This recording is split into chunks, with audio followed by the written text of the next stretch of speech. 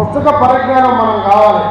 ఇప్పుడు స్వామి వివేకానంద కానివ్వండి, ఇవందరూ కూడా కాకర సురేష్ గారికి ప్రత్యేక ధన్యవాదాలు తెలియజేసుకుంటూ నుడా చైర్మన్ కోటరెడ్డి శ్రీనివాసరెడ్డి గారిని మాట్లాడుతున్నారు. ఇంకా వేదిక మీద ఈనాటి వెనక కొత్త బిల్డింగ్ సగం కట్టే అయిపోయింది. అది పూర్తి చేయాల్సిన బాధ్యత మీరు తీసుకోవాలి.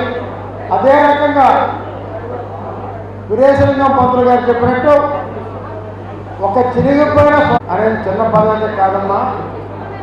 దీన్ని గతంలో పెద్దలు ధనిట్లో నరసింహ లాంటి పెద్దలు పిల్లలు ఒక ఫోన్లో చూసుకోవడం మాట్లాడుకోవడం తప్ప పుస్తకాలు చదివే పరిస్థితి లేదు. గ్రంథాలయంలో ప్రజల్లో ఒక అవగాహన కల్పించి పుస్తకాల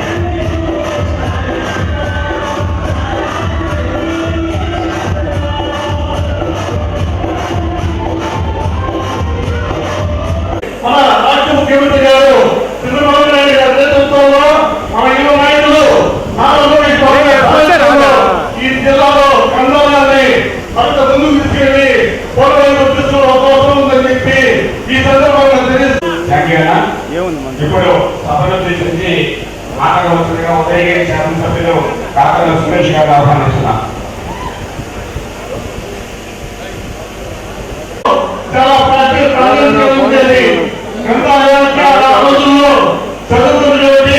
ప్రతి విద్యార్థులు కూడా గ్రంథాలయానికి వెళ్ళి గ్రంథాలయ పుస్తకాలు చూసి చాలా ఆ లైబ్రరీ జిల్లాలోనే ఒక పేరు తెమ్మని సోదరి శాంతకుమారి గారిని నేను కోరుతున్నా.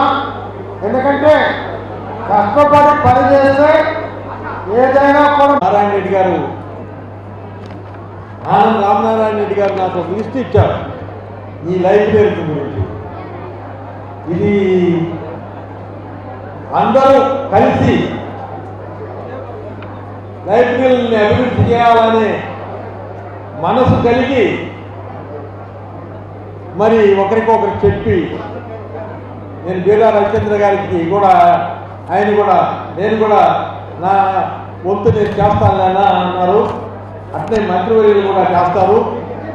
నారాయణ గారిని కూడా ఆయనే చెప్పారు, నా దగ్గర నుంచి రావాలనే నీకు ఖచ్చితంగా డెవలప్ చేస్తాం లైబ్రరీస్ అన్నీ కూడా అని చెప్పడం జరిగింది. లోకేష్ గారిని కలిసినప్పుడు కూడా ఆయన కూడా లైబ్రరీస్ని ఎట్టి పరిస్థితుల్లో మనం రాష్ట్రంలో డెవలప్ చేయాలా అనే గొప్ప ఉద్దేశంతో ముఖ్యులు చైర్మన్ గారు కోటేశ్వరరావు గారికి నమస్కారం. కోటేశ్వరరావు గారు చాలా గొప్పవారు. ఇది తీసుకున్నటువంటి నిర్ణయం చాలా గొప్పది.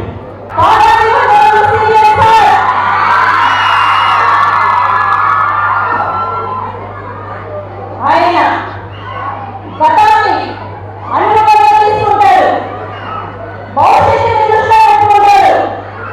ఈ రోజు ప్రజల కోసం చేసే పరిచయం చంద్రబాబు నాయుడు గారు.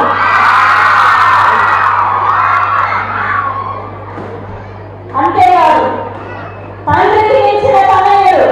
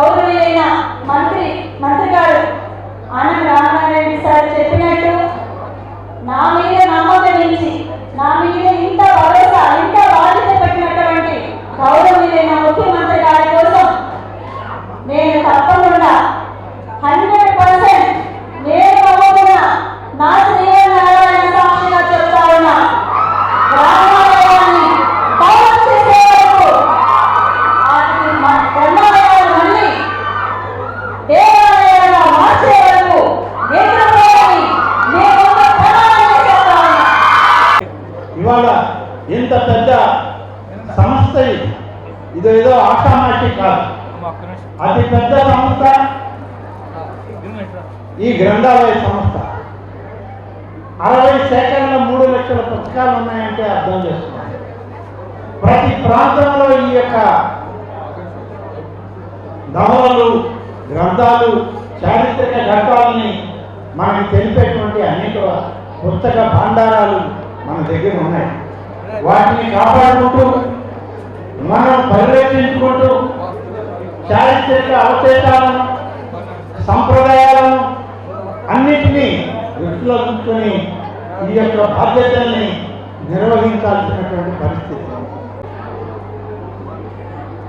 హ్యాట్రిక్ ఎమ్మెల్యేగా పనిచేసినటువంటి మాజీ శాసనసభ్యులు పెద్దలు మేకపాటి శేఖరెడ్డి గారు,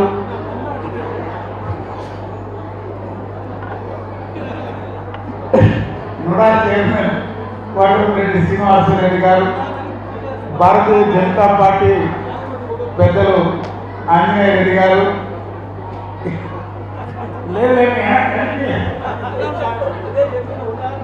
వేదికపై ఆశీనులైన పార్టీ పెద్దలు,